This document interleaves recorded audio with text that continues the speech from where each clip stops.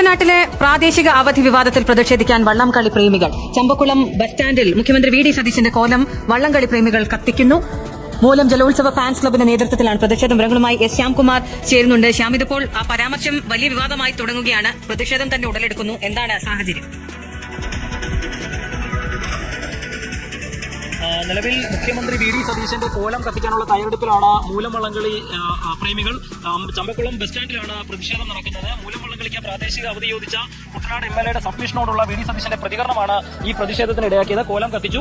ഇപ്പോൾ ഈ കാണുന്നത് മുഖ്യമന്ത്രിയുടെ കോലം കത്തിച്ചുകൊണ്ട് മൂലം വള്ളംകളി പ്രേമികളുടെ പ്രതിഷേധമാണ്. കുട്ടനാടിനെ അപമാനിച്ച മുഖ്യമന്ത്രി മാപ്പ് പറയണമെന്ന് ആവശ്യപ്പെട്ടുകൊണ്ടാണ് ചമ്പക്കുളത്തെ ഈ പ്രതിഷേധം അരങ്ങേറുന്നത്.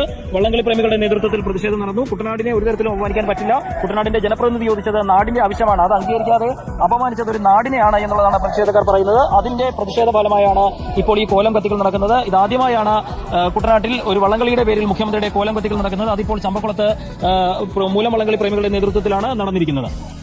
ശ്യാമിജി, പരിശോധിക്കാമെന്ന് മൈക്കിലും ഒരു കാരണവശാലും അനുവദിക്കില്ല എന്നല്ലാതെയും പറഞ്ഞതാണ് ഈ വിമർശനങ്ങൾക്കൊക്കെ കാരണമായിട്ടുള്ളത്. ഈ വിഷയം ഇപ്പോൾ യുഡിഎഫിലും ചർച്ചയായി കാണില്ലേ? കുട്ടനാട്ടിൽ ഇത് വ്യാപക ചർച്ചയാകാനും ഇടയുണ്ട്. സ്വാഭാവികമായും കുട്ടനാട്ടിന്റെ ദേശീയോത്സവമാണ് വള്ളംകളികൾ. അതുകൊണ്ട് തന്നെ ഈ സീസണിലെ ആദ്യ വള്ളംകളി 100 വർഷത്തിലേറെ പഴക്കമുള്ള മൂലം വള്ളംകളിയുടെ നടത്തിപ്പിനാണ് പ്രാദേശിക അവധി എംഎൽഎ ചോദിച്ചത്. അത് ജനങ്ങളുടെ ആവശ്യം, പലതവണയുള്ള കഴിഞ്ഞ 10 വർഷമായിട്ടുള്ള ആവശ്യമാണ് തുടർച്ചയായി ചോദിച്ചുകൊണ്ടിരിക്കുന്നത്. പക്ഷേ അവധി കിട്ടിയിട്ടില്ല. ഈ പ്രാവശ്യം അവധി ചോദിച്ചു. അത് സർക്കാർ പരിഗണിക്കുന്നു എന്ന് പറഞ്ഞതിന് പിന്നാലെ ഒരു കാരണവശാലും കൊടുക്കില്ല എന്ന് പറഞ്ഞതാണ് കുട്ടനാട്ടിലാകെ പ്രതിഷേധത്തിനിടയാക്കിയത്. അത് വള്ളംകളി പ്രേമികളെയും ഒരു നാടിനെയും ആകെ മുഖ്യമന്ത്രി അപമാനിച്ചതാണ് എന്ന വികാരമാണ് ഈ നാട്ടിലാകെ ഉണ്ടായത്. അതിലാണ് മുഖ്യമന്ത്രി മാപ്പ് പറയണം എന്ന ആവശ്യം ഉയർന്നു വന്നത്.